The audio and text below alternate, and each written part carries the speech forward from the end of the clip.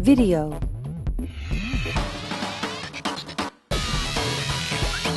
Digital media. Digital graphics. The 2013 SEmmy Awards.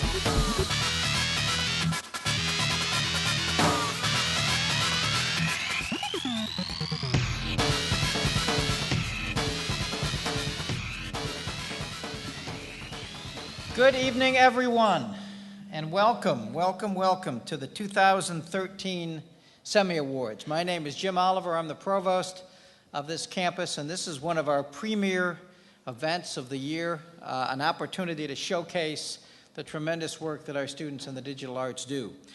This year, we had a tremendous number of entries in the SEmmys. All the work showed great talent and creative initiative. And the display of talent was literally overwhelming. I wasn't a judge, but the judges were they were overwhelmed at the number and the talent of the students that submitted. We realized that all the students have such remarkable and individual talents that we could never categorize them. That's why, even though it's our privilege to honor the top entries in each category, there is work that each and every one of you has done that you should be proud of, and you should feel confident will put you in a position to do great things in this industry. It's also important to know that there was so much talent in this competition that in several categories the winning entry was decided by a difference of just a few points in the judges' scoring. Before we get to the winners, I'd like to talk a little bit about the program behind some of the student work you're going to see tonight.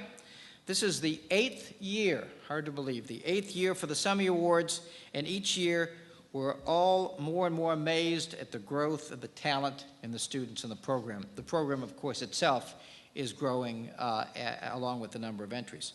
In fact, in this past year, our advanced videography class was the recipient of another sought-after award, the Emmy Award. Our students won the Emmy. The award went to the documentary on the subject of, well, garbage. Titled Away, The Story of Trash, the students took an entertaining and informative approach to the question of what really happens to your trash when you throw it away. They proudly accepted the award. First, when it was given at the award ceremony, I believe it was in Miami, and then presented it to our Board of Trustees, an actual Emmy Award. I think it was heavy. They accepted that award on behalf of our digital arts program and our broadcast partner, WEDU. It's now my pleasure to introduce the honored guest for tonight's award ceremony, Regina McCombs. Regina McCombs is a faculty member at the Poynter Institute, teaching multimedia, mobile news, social media, and leading data journalism seminars. Previously, she was the senior producer for multimedia at StarTribune.com in Minneapolis, St. Paul. There she coordinated the multimedia team's coverage, shot and edited video stories, created audio slideshows, produced major projects, and trained staff in creating multimedia. She arrived there after 13 years as a television field producer and photographer at KARE, or CARE TV. At CARE, she developed several database journalism projects and trained staff in computer-assisted reporting techniques. She has also taught classes online journalism and TV news at the University of Minnesota, where she received her master's degree. Winner of numerous Best of Photojournalism and Picture of the Year International Awards for Multimedia Storytelling, as well as Emmys for her online and video work.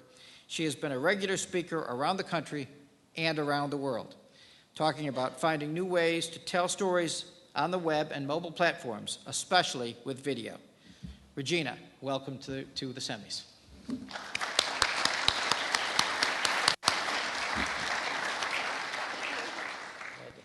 It's good to be here. And I know I look like no one's idea of a television photographer, but really I was. And fortunately, gear kept getting smaller and smaller and smaller.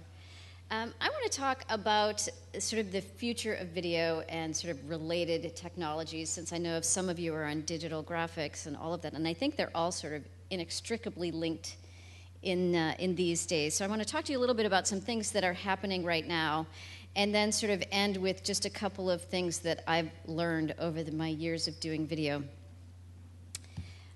So first of all, I love this quote from novelist William Gibson. The future has arrived. It's just not evenly distributed.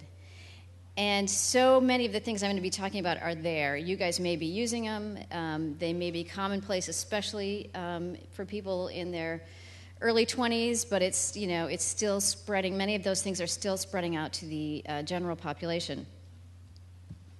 It really wasn't that long ago that if you wanted to see video, you had one way to do it, and it was this. There was no other way to look at video. This was it. And, you know, it was like not that long ago that I remember this. We had a TV look like this when I was a little kid. The button clicked, and it was kind of, we thought it was cool. So now, obviously, you have TV. You can still watch video on this big, huge, beautiful television set. You can also watch it on a 11-inch screen, a 9-inch screen, a 7-inch screen, a 6-inch screen, a 3-inch screen. You can watch video from a newspaper on an airplane. And there's just all kinds of places you can watch video now that you never expected. So one of the things that I'm really fascinated by and really excited about is this idea of mobile video and watching video on the smaller screens and our portable screens. And so for those of you who think, you know, it's not that many people doing it all that often, in fact, it is. It's huge. It's one of the fastest growing ways that people consume video is by mobile devices. And so if you look at this kind of groovy, hard-to-read wheel, you'll see that the largest number of people watch video on their phones several times a week, and the next largest group of people watch it at least once a day. So those numbers are big, and it's growing very, very quickly. How many of you have pulled up a YouTube video and handed it to somebody and said, here, you got to see this on your phone? Yeah, I mean, I think that's one of the appeals of mobile video, right? Is you don't have to take anybody anywhere. You can just say, you got to watch this. And so this ability to share is really important. And I think one of the most fascinating things, and good news for those of you working in video, interested in working in video in the future, is this next little graphic, which is the impact of mobile video on television watching, which is it doesn't. The amount people watch traditional TV stayed the same in spite of the fact that they're consuming more video on other devices. So, you know, this appetite for video is huge, and so it's a great time to be entering the video biz. And just in case you think I'm sort of, you know, exaggerating or making this up, I'm going to give you two different examples here of what's going on. So NBC for the Olympics this last year, had 2 iPad apps or 2 mobile apps, along with all of their television coverage on, you know, I don't know, 6 channels. It was the most watched event in U.S. history. There were 8 million apps downloaded. Their live streams were 2/3 the web and 1/3 a mobile app of some kind. And that was for live streams, for live ongoing events. And of their total video streams, it was just a little bit more web and still about 1/3 of it on some kind of mobile device. And the BBC saw a really, really similar experience for the Olympics for them in England. On their busiest single days, they had more traffic than all of the World Cup, and if those of you who follow soccer know, it's huge over there. 1/3 of their web visits were on mobile devices, and 10% of their video streams. But what I think is really interesting is this last little stat, that tablets accounted for more viewing than any other medium late at night. So people are sitting in bed watching TV, when it's less likely to annoy someone else who might be in bed, I guess, and catching up on video from the Olympics. And then this whole idea of mobile video also relates to this idea of multiple screens, right? How many of you only watch television without anything else open? No laptop, no phone, no tablet, nothing. Just watch TV. Okay, that's about right. about 5 of you. All right, that's because you're not old enough. So one of the biggest things we see happening is this idea of people being on multiple screens at the same time. And one of the big challenges for us in the video business is how do we engage people on multiple screens, not just have them, have people checking their email or texting their friends, but actually engaging in whatever product it is we're creating on multiple screens. And that's sort of the big holy grail right now for video producers, is connecting on multiple platforms. This is kind of how we spread our time online. We have, 4 devices: our phones, our tablets, our PCs, and our televisions. And that's TV online. That's not TV on a broadcast or cable outlet. So this is the average time we spend with our interactions. So we still spend a lot of time with video, even though television kind of video, even though it's on our computer. Tablets are coming on strong. Half an hour is an average length of time spent on a tablet.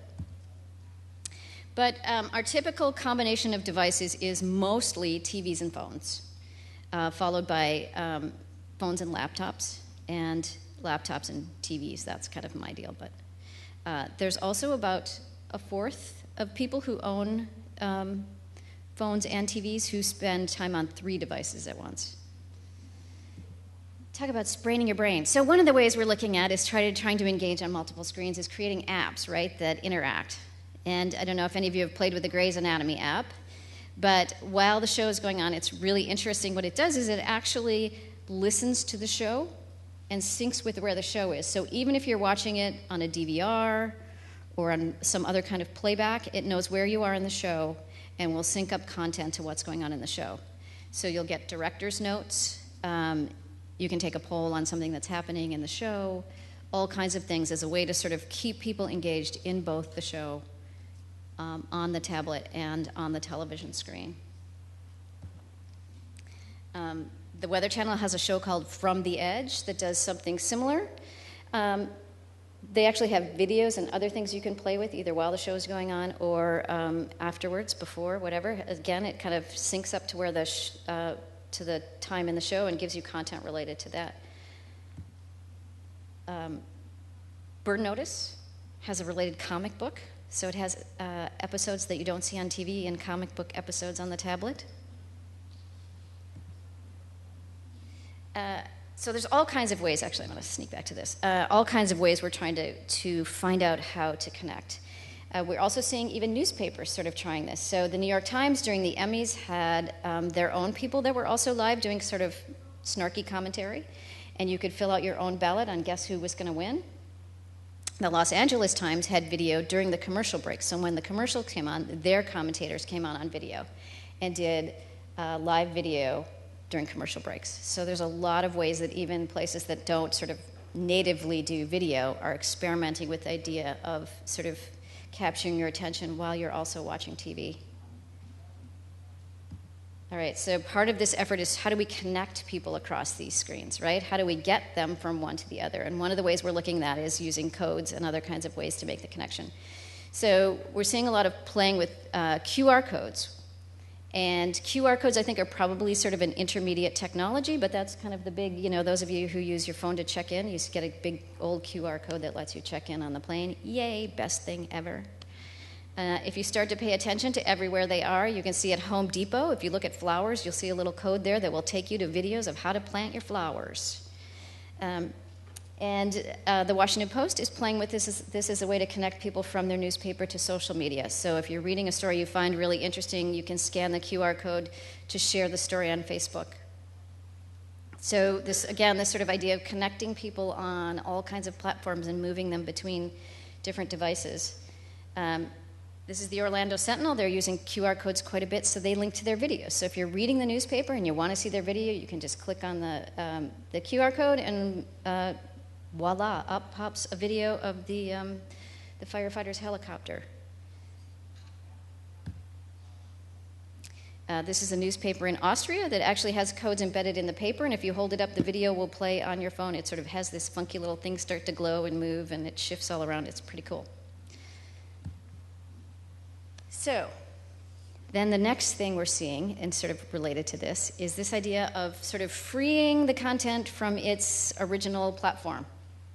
So I mentioned newspaper video on the airplane, right? If you fly JetBlue, you can watch New York Times video while you're on the plane. Around the election, there was a website that was called It's a Free Country that did live video of the debates. And they did all kinds of debate coverage, had polls, they let you play debate bingo. And it turns out that this site hosting the video and the discussion was WNYC Radio. Huffington Post, which is a website, is now producing 12 hours a day of live video. And not only do they produce it and play it on their site, but they also take that video, edit it, and spread it out throughout dozens of AOL's network partners. So chunks of this will appear throughout the day and the following days across their many platforms. So by doing this, they're sort of creating content that can live in multiple ways, in multiple places. And then here's an interesting one. How many of you have an Xbox, a Wii, or a PlayStation 3? Yeah, I figured. So about 40% of homes now have some kind of seventh generation gaming console, and turns out we're watching a lot of video on them. So Xbox, during the election, actually hosted video of all the debates, the 3 presidential debates and the vice presidential debate. They partnered with NBC. They had discussions. You could watch Jon Stewart commenting on the debate on Hulu Plus. So you could react, you could share your opinion, you could see how everybody else was reacting to it. There was a little meter reacting to different things people were saying. And if you watched 3 out of the 4, you could win Halo 4 Warrior Avatar armor for your game. So talk about splitting off from your native platform, right? Presidential debates on your Xbox. Bright House. I don't know how many of you use Bright House's Watch Anywhere apps, but you can sign up, and for no additional cost, you can watch Bright House cable, about 12 of their channels on your tablet, no matter where you are. You have to verify that you're a customer, and then after that, you can just watch it and go. HBO has been doing this, and ESPN in particular are really making it so that you can watch them anywhere you are. And then not only cable anywhere, but anytime. I'm a huge fan of on demand. Oh, I missed the beginning. Look, I can start it over. Yay. And I don't have to pay for a DVR. So dozens and dozens and dozens of shows, you can start them whenever you want, or you can watch them the next day, 3 days, skip the DVR, you just go, you play. You look at the shows, you catch up with the whole season if you want to. And then NBC Nightly News, I can watch on my app, but not only can I watch it on my app, if I have an Apple TV, I can actually flip it to my television, and I can control it from my tablet and watch it on my TV. Awesome. CNN, same kind of deal. You can send the videos to your television and watch them on the big screen, and then go back and work on your tablet. ESPN Magazine does the same kind of thing. Awesome to watch. Carlos Gonzalez's swing at 50 inches big. It's really awesomely cool. And it's interactive, so you can actually play with it and watch how it goes. It's so cool. All right, and so this all sort of touches on this idea of sharing and being multiple places, this idea of social television. More and more, TV networks, TV programming is discovering that the more people talk about them on social networks, there is evidence, it's a little fuzzy how strong it is, but there's evidence that the more people talk about you on social, the more viewing you get. So this is the next thing that people are pursuing heavily, is this idea of how do we connect socially with people with our television programming. So 62% of people use networking sites and forums while watching TV, right, on a weekly basis. So that's not a surprise. That does not mean you're talking about that TV. That means you're sitting on Facebook while you're watching television, right? So the goal is to get you to talk about them on Facebook while you're watching television. Women are actually more likely to be social networking while watching TV than men. This is probably not a surprise to anyone. However, men are more likely to be discussing what's on TV at the moment than women are, probably because of live sports, right? Okay, the game's on, you're talking about the game. Because, what else are guys going to talk about? Sorry, I couldn't resist. And then there's whole apps devoted to helping you talk about TV, find shows you like, find things you like, and connect with it on social media. Mad Men, huge on social media. This is an app called Peel that helps you find what your friends are watching, lets you make recommendations to your friends, talk about it with your friends, find the shows your friends like, rate the people on the shows that that you like. Again, this idea of talking about the debate or talking about live television via an app from Yahoo. They also, during the debate, let you capture an image and caption it, cap it, as they called it, so you could... there were actually some funny ones on there, but some of them were just kind of lame. So you could caption it, you could have fun with that. So all these different ways we're thinking about it, right? We're separating from the platform, we're trying to connect socially, we're on multiple screens, it's just everywhere, videos everywhere. That doesn't mean it's easy. It's technically, we still have issues. We have issues with people who have the money to afford all of these cool things and people who don't, and access. So there's lots of things to be worked out as we move sort of toward all of this kind of stuff and ways we figure out how do we engage our audience, how do we create great video that works on an airplane? Who knows?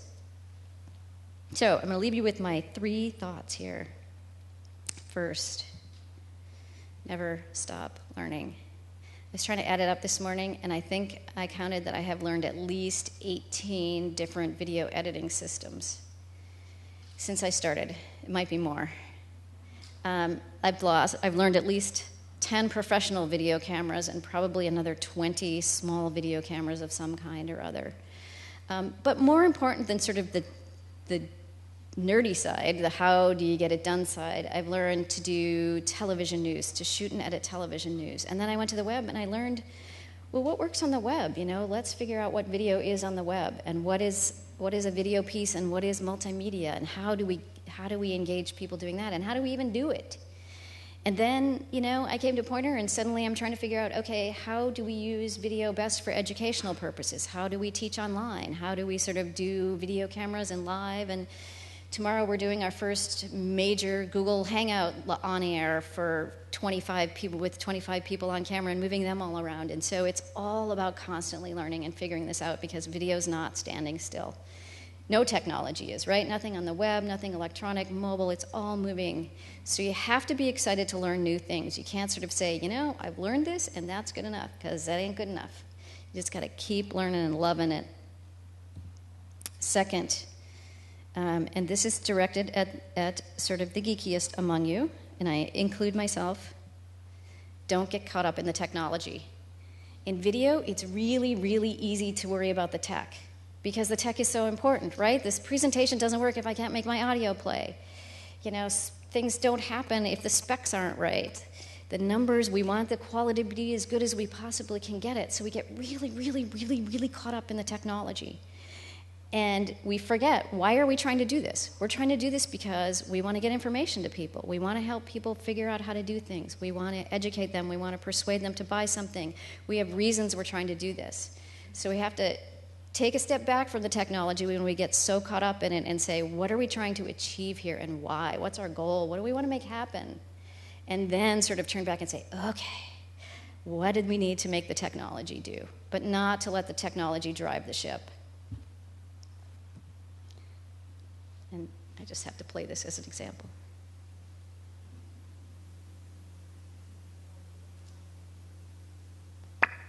Hopefully. Emma. Huh? Emma. Emma. Every day it's getting on my nerves. Emma. Oh, I'm Emma. Emma.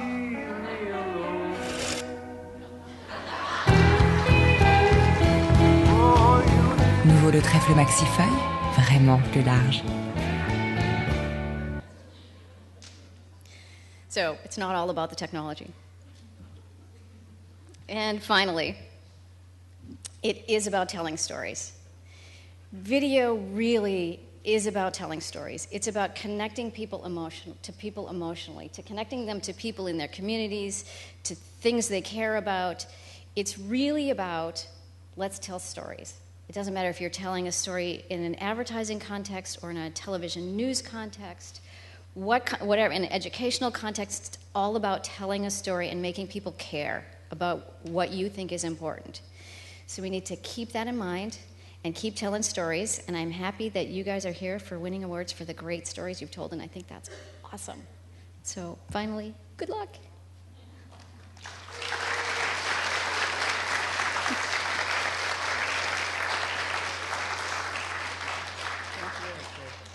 Thanks very much. Another round of applause, please, for Regina McCombs.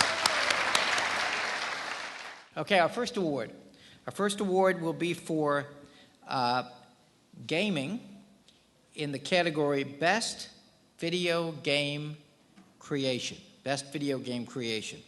And the winner of the first SEmmy of the evening for Best Video Game Creation is Christopher Hicks for Star Wars, The X-Wing Wars. Christopher?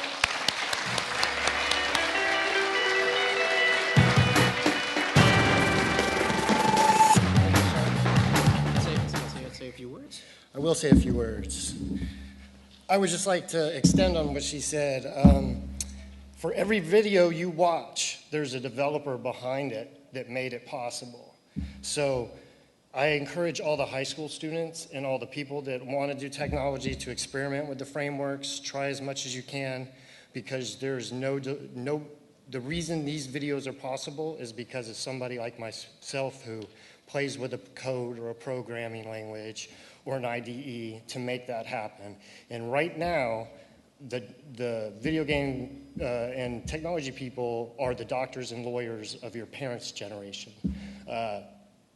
That we desperately need more people to do coding, to do more things, to experiment, to bring people different technologies, and it pays well. So please learn to program, learn to make games, do what you want, experiment, because you have to play with these things.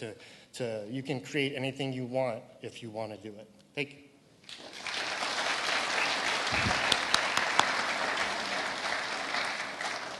Okay, let's all now take a look at Christopher's Star Wars, The X-Wing Wars. Gaming. Best Video Game Creation. Christopher Hicks. Star Wars, The X-Wing Wars.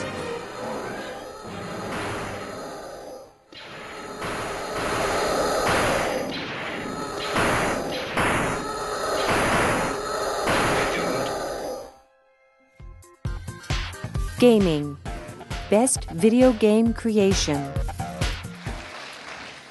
Very good. Our next award will be for digital media in the category Best High School Internet Media. Let's take a look at the nominees. Digital Media. Best High School Internet Media.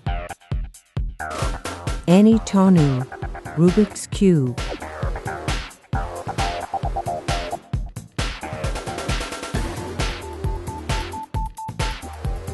Mai Lee, One Piece.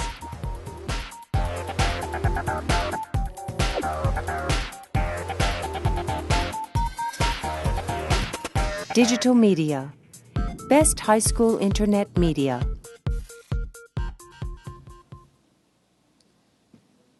Okay, and the winner of the SEmmy for the Best High School Internet Media is Annie Tunu for Rubik's Cube from Dixie M. Hollins High School.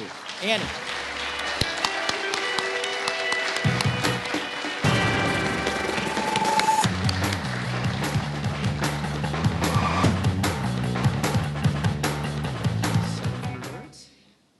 I want to thank you, everyone, for creating opportunities for us to be creative in school. I'm from high school, and I like technology from when I was very little, so I just want to thank you, everyone.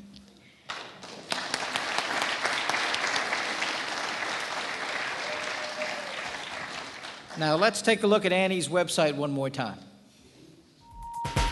Digital media. Best high school internet media.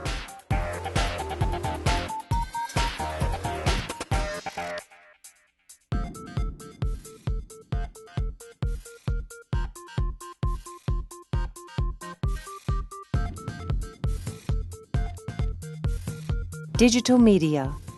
Best high school internet media. Our next category, next award category will be for graphic design in the category Best High School Digital Graphic.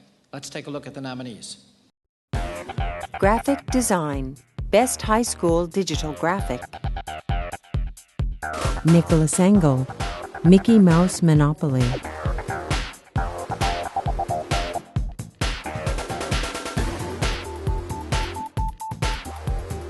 Arizona Spencer, Words Are Powerful.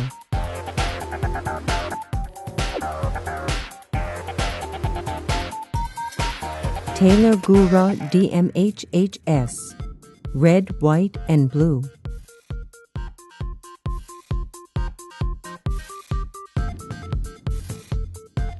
Graphic design, Best High School Digital Graphic. And the winner of the SEmmy for Best High School Digital Graphic is Arizona Spencer for Words Are Powerful from Dixie M. Hollins High School.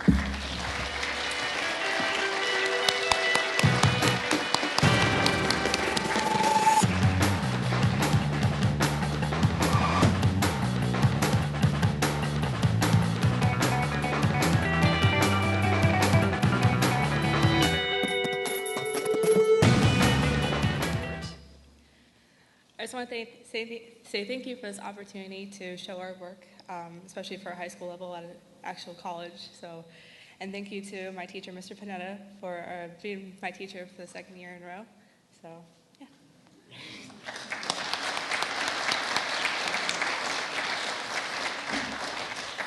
Let's take another look at Arizona's winning graphic.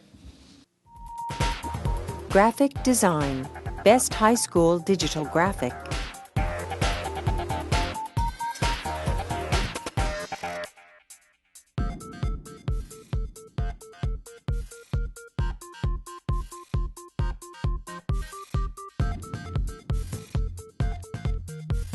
Graphic design, Best High School Digital Graphic. Our next award is for graphic design in the category Best Digital Graphic from our SPC students. Let's take a look at the nominees. Graphic design, Best Digital Graphic. Jennifer Kilburn, Antique Evaluation Saturdays.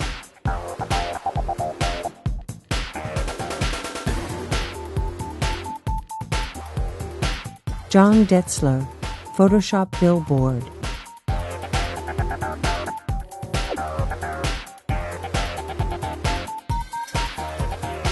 Kimberly Wopes, Come to the Final Fantasy Ball.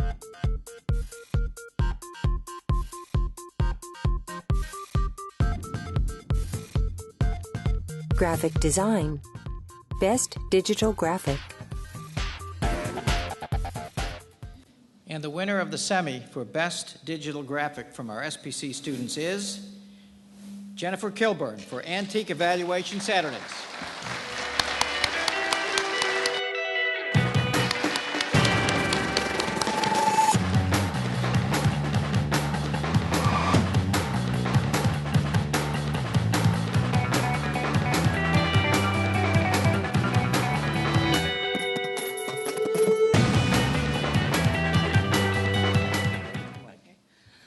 Thank you. I don't really know what to say, but thank you.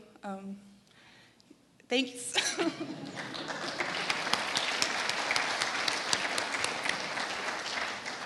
Let's take one more look at Jennifer's winning design. Graphic Design, Best Digital Graphic.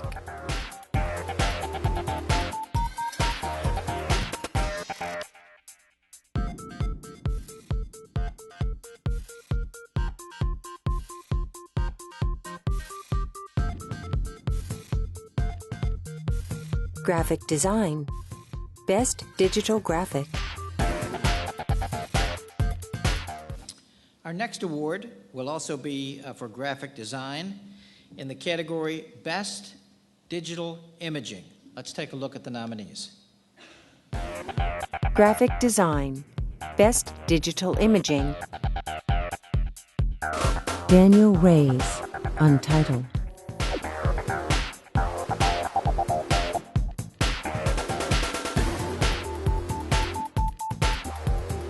Alden Thomas, Little Red.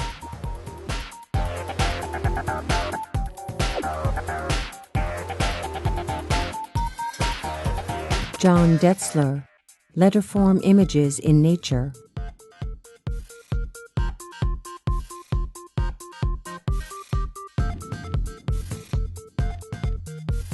Graphic Design, Best Digital Imaging.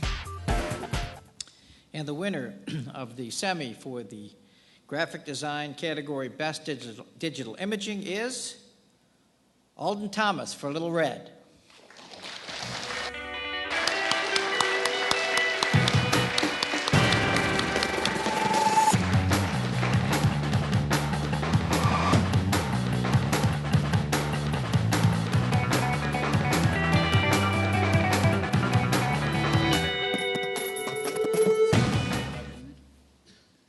So I do have a few words, especially since there are high schoolers here. And it has to do a little bit with what our speaker was talking about, her last point of telling good stories.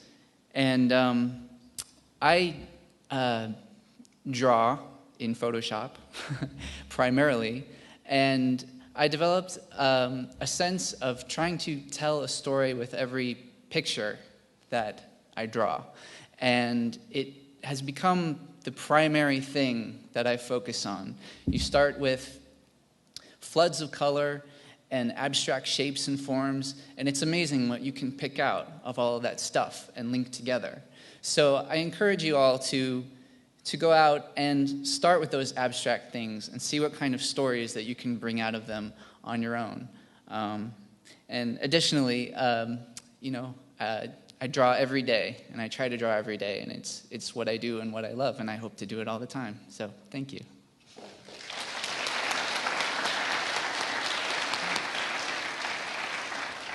Let's take one more look at Alden's image. Graphic Design, Best Digital Imaging.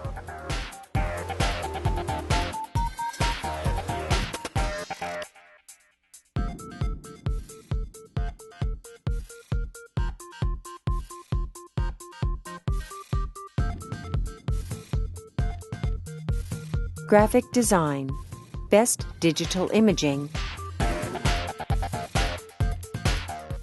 Our next award is for the category Best Website Design. Best Website Design. Let's take a look at the nominees.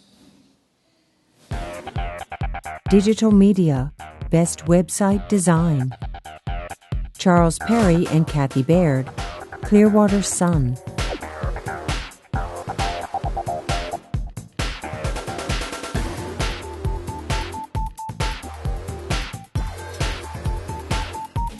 Christopher Hicks, Interactive Media Developer.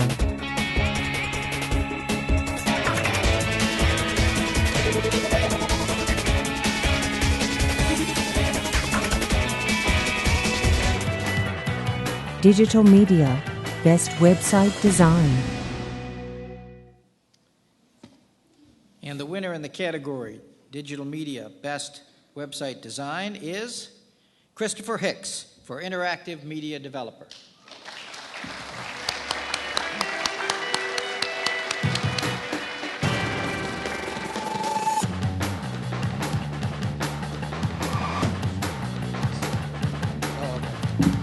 I just want to thank 5 people that were very integral to me learning any skills, and that would be Delinda Keefe, She's amazing, and if you get to come to this program, high school students, I've been to the university, and nothing compares to this school and the myriad of different technologies they offer. Okay, Reagan Brown, she has incredibly taught me everything I know about the illustration.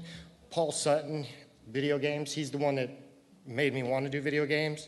Eric Holsizer, he's a legend in the media field. I mean, he's done some work. Look him up in Google. And then Doug Brozak, who's a great video game guy too. Thank you very much.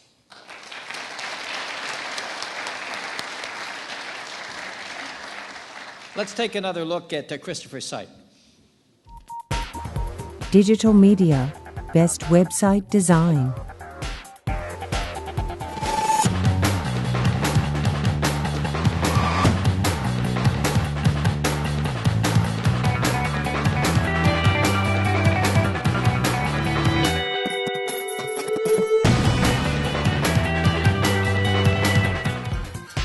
Digital Media, Best Website Design.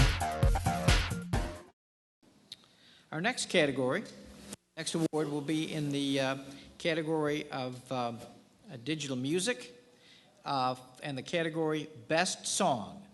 And the winner is Paul Kokesh for King of the Moon.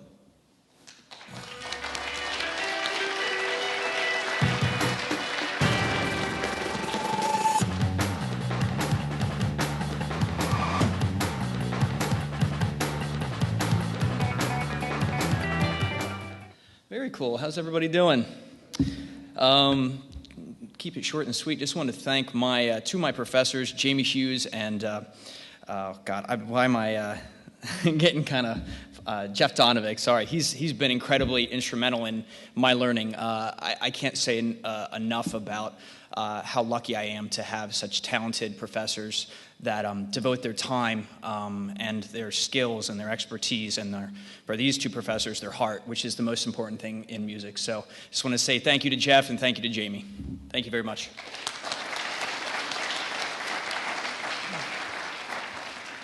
Now let's listen to Paul's award-winning song. Digital Music, Best Song. Paul Kokesh, King of the Moon.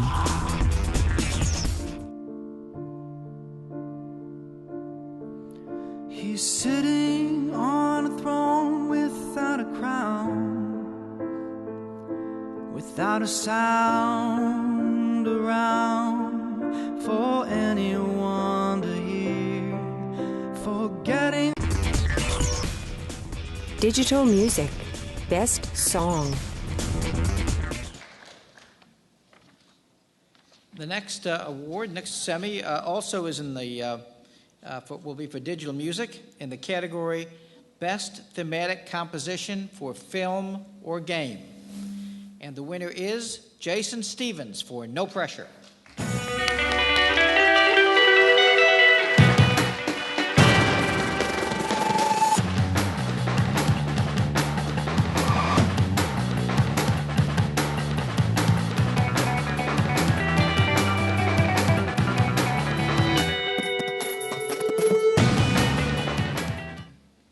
Thank you.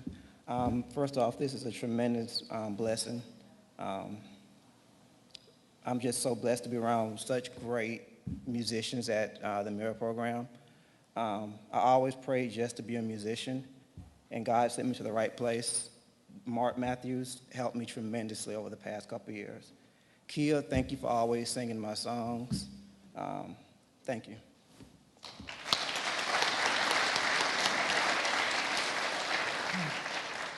Now let's listen to No Pressure. Digital Music, Best Thematic Composition for Film or Game. Jason Stevens, No Pressure.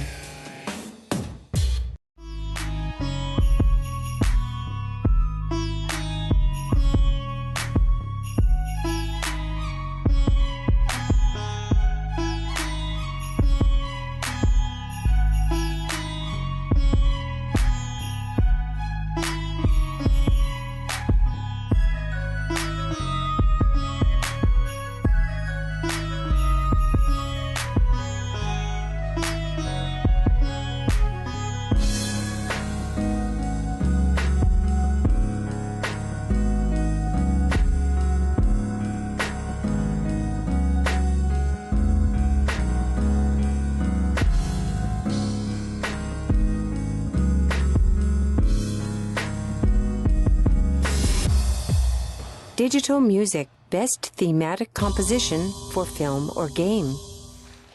Our next award will be for digital music in the category Best Interactive Music or Sound Design. And the winner is Doug Leto for Acoustically Grown Video Project.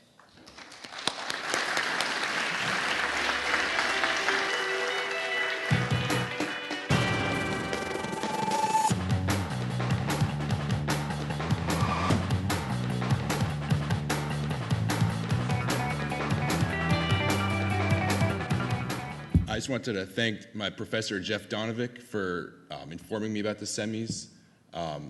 And basically, I just want to say, if you want to do something, just forget everything else and just do it. Just put your all into something, because you can get anything you want accomplished, really, if you just say do it, and that's it. Thank you.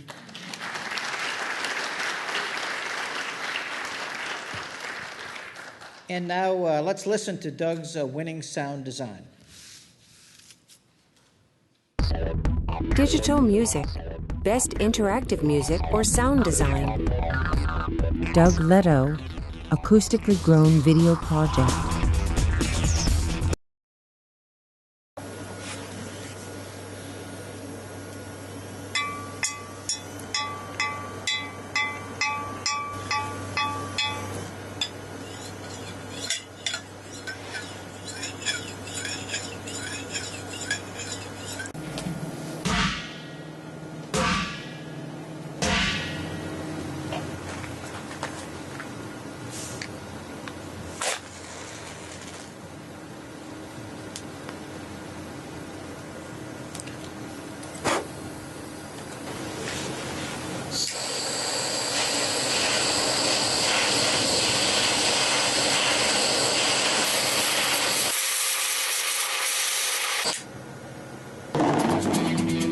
Digital Music Best Interactive Music or Sound Design.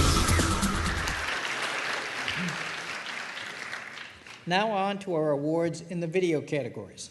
Our first award will be for Best High School Video Production. Let's take a look at the nominees. Video Best High School Video Production. Ben Ingham, J.T. Hawken, Ben Dobert. Rise.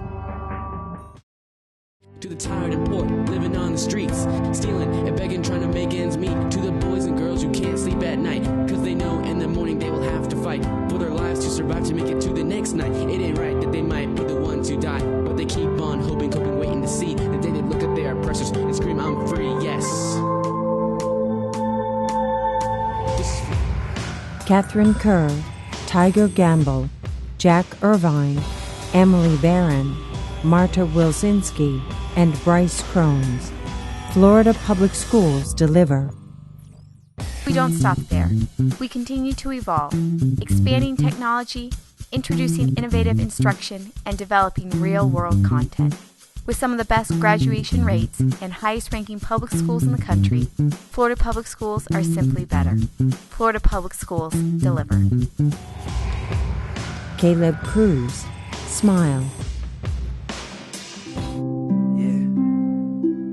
This song right here is dedicated to everybody out there. Even me. I know what you're going through.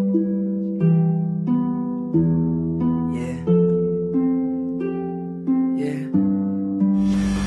Video Best High School Video Production.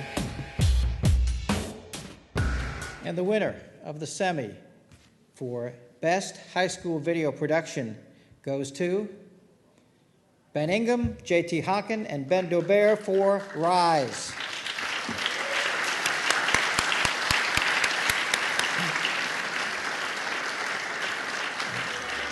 The winning group is from Osceola Fundamental High School.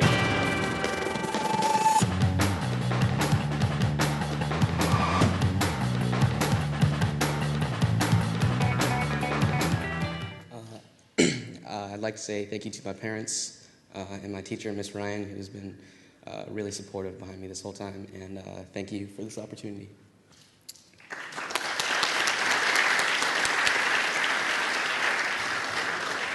Let's take another look at their video. Video, Best High School Video Production.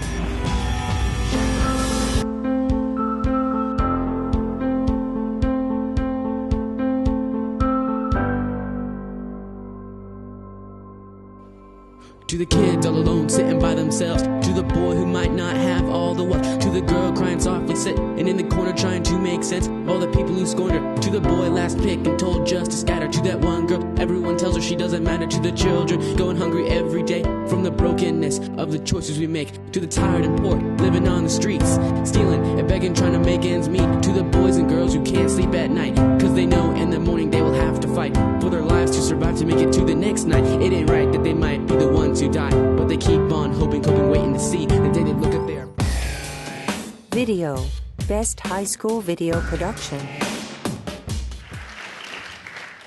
Our next award for video is in the category Best Editing. Let's take a look at the nominees. Video, Best Editing. Stephen Berry, Words.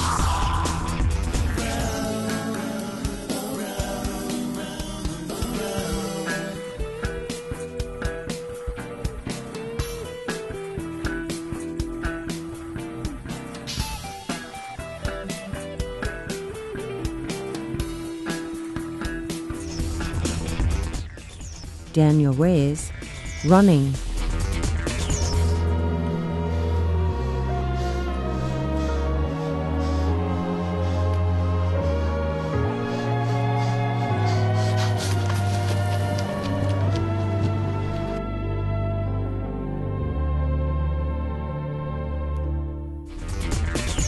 Thomas Harfst, Eliska Edema, Rebecca Leonard, Wave PSA Project Group 1.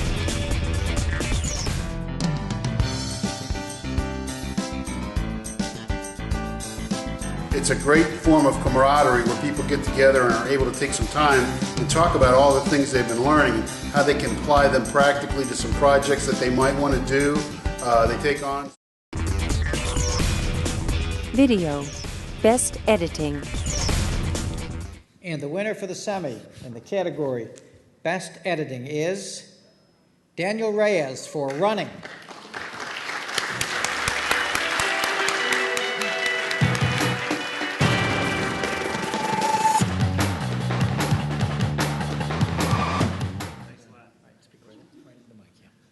Yeah, I just want to thank my mom. She was the driver while we were filming.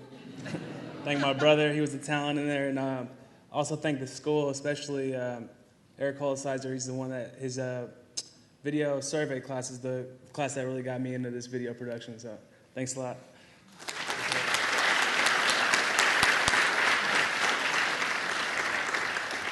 Let's take another look at Daniel's winning entry.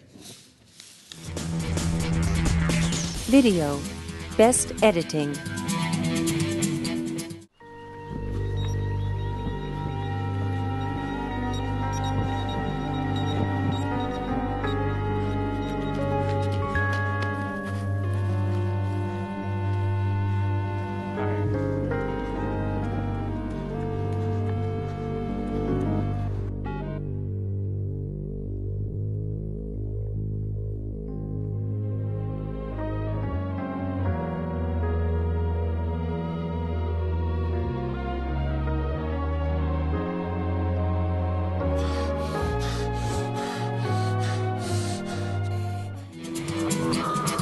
Video, Best Editing. Our next award is also in the category of video, the category Best Videography. Let's take a look at the nominees. Video, Best Videography. Ali Shariari, Christian Costello, Zach Murray, St. Peter Don't Text and Drive. Next, Zachary J. Murray. What's up? Yo, dude, got the munchies. Let's get a burger. Really, dude. Next, Tiffany Lynn Patterson. Hello. Oh my God, Winky Face. Did you see what she was wearing at the party? Really, Tiff. Next. Where am I? James Joseph Jones. Charlie Parker, The Warehouse.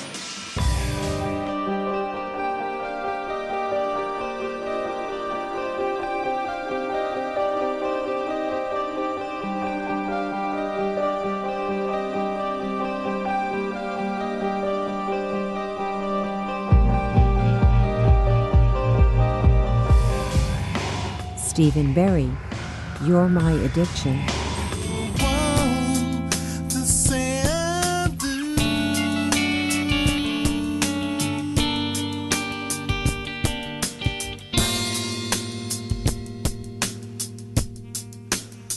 You're my addiction.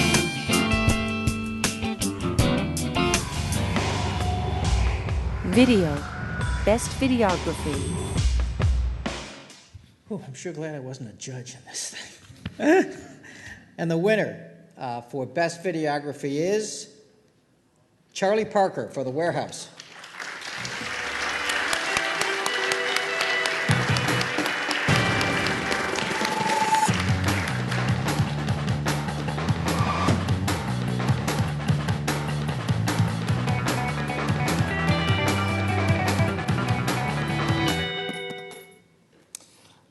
Thanks a lot. I appreciate this. This is great.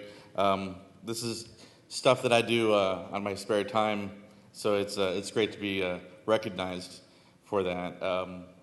And also, carry on message for the high schoolers. If there's something that you like, something that you do, do it. Don't be afraid, of what can happen, because, if you keep going, good things will happen. So thanks a lot. I appreciate it.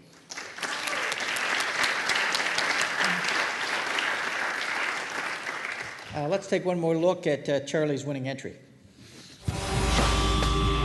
Video, Best Videography.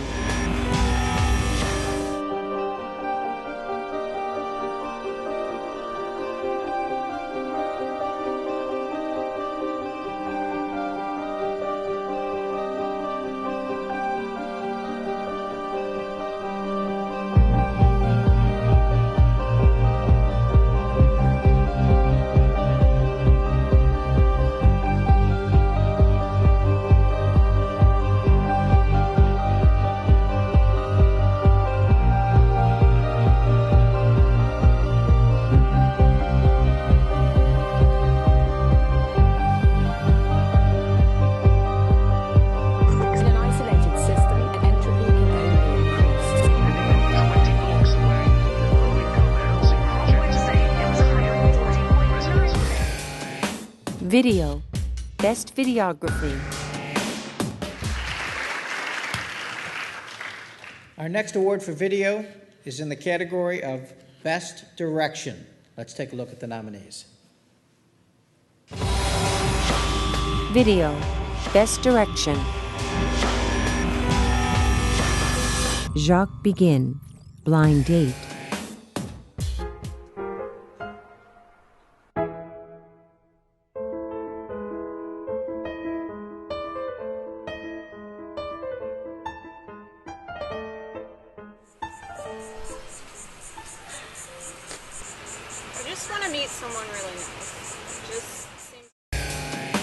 Ali Shariari, Christian Costello, Zach Murray. Late.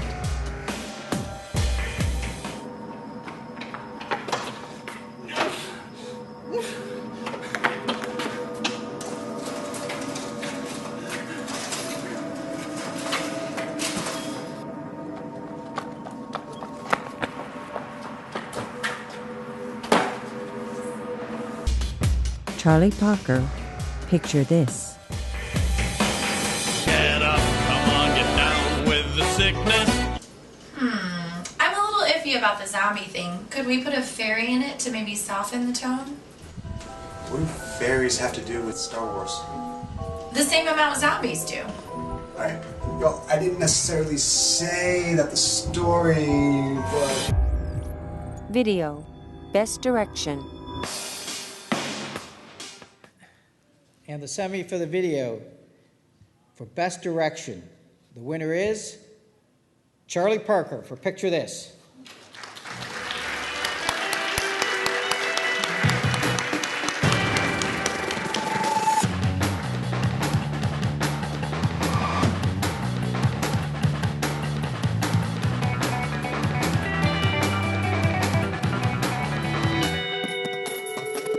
again. For that video, I want to thank the Digital for Survey class. That was our final project that we did, and it was really fun.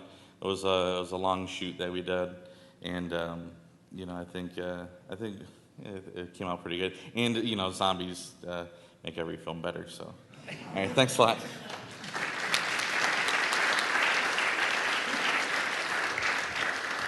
Let's take one more look at Charlie's winning entry. Video, Best Direction. But it would be a cool aspect. I mean, don't you agree? Everybody loves zombies. Fairy would be cooler. No way, zombies. Fairies. Zombies. Fairies. Zombie fairies. Get up, come on, get down with the sickness. You. Oh, no. All right. Let's scratch that idea. I know. We can have, let's do a romantic film noir style about a guy who moves all the way from Texas and to Paris to find love. So West meets East. Go on. So he finds a woman, he falls in love with her, but it turns out at night she turns into a cat.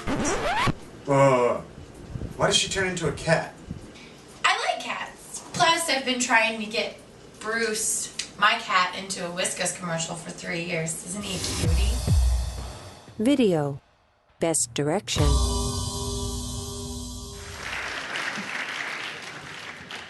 We're down to our last award. And what you've seen this evening is the best of the best. And there were a lot of entries who didn't make this cut, but as I said to start, very, very talented individuals among our students, and you should all be very proud of what you submitted.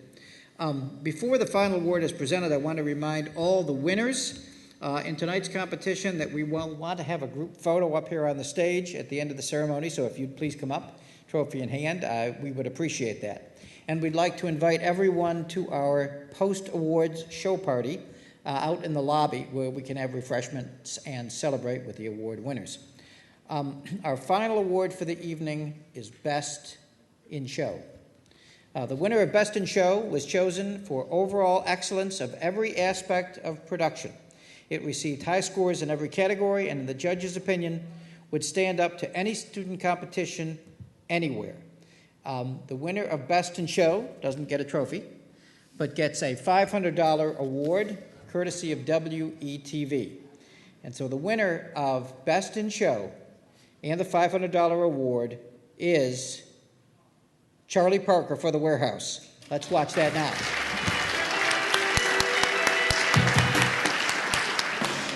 The 2012 SEmmy Awards, Best of Show.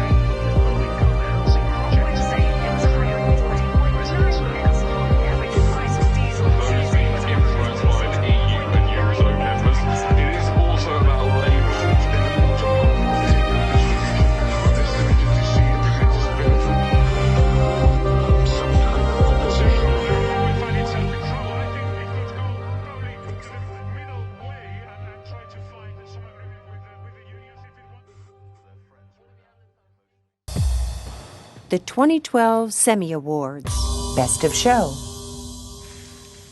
I don't have anything anything else to say, but thanks. It's a great honor. I really do appreciate the recognition and everything. And I think everybody who was nominated should actually be proud of themselves, for just going that extra step and getting something done and submitting it. But again, I'm very honored. Thank you very much.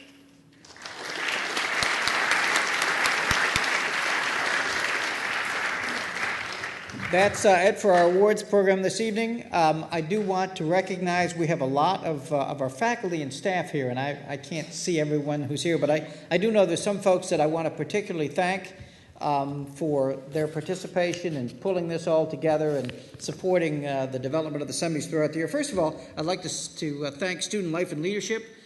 It's through Student Life and Leadership funds, student funds, that paid for the trophies and for the refreshments this evening. So thank you to our students for supporting our other students in this competition. Also, I want to thank faculty and staff members who are members of the digital media faculty who've worked with these students to produce the products you've seen today. Jeremy Peplow in video. Paul Cerise, who's on drums up on the top and working along with Jeremy to produce this show. You've heard the name Paul Sutton mentioned in game development. Kevin Stanley, our chair in Humanities and Fine Arts, and sitting with a number of our members of our Humanities and Fine Arts faculty. Reagan Brown, graphic design, who I know is here in the audience somewhere for her work, and you saw their students' work. Eric Hulsizer, who has been snapping pictures and is working with video, and I will Google you, Eric. And last but not least, Delinda Keefe, who's standing in the back, the instructor in charge for our digital arts program, and it is Delinda's birthday today. Happy birthday, Delinda. Thanks to all of our faculty and staff. It's now time for the winners to please join me on stage for the photos. Music and refreshments are outside. The folks who aren't winners get the opportunity to get the food first. But if the winners would come up on stage, we will take some photos and then join us for the after party in the lobby. Thanks to all of you who joined us tonight, and we'll see you for the semis next year. Thanks again.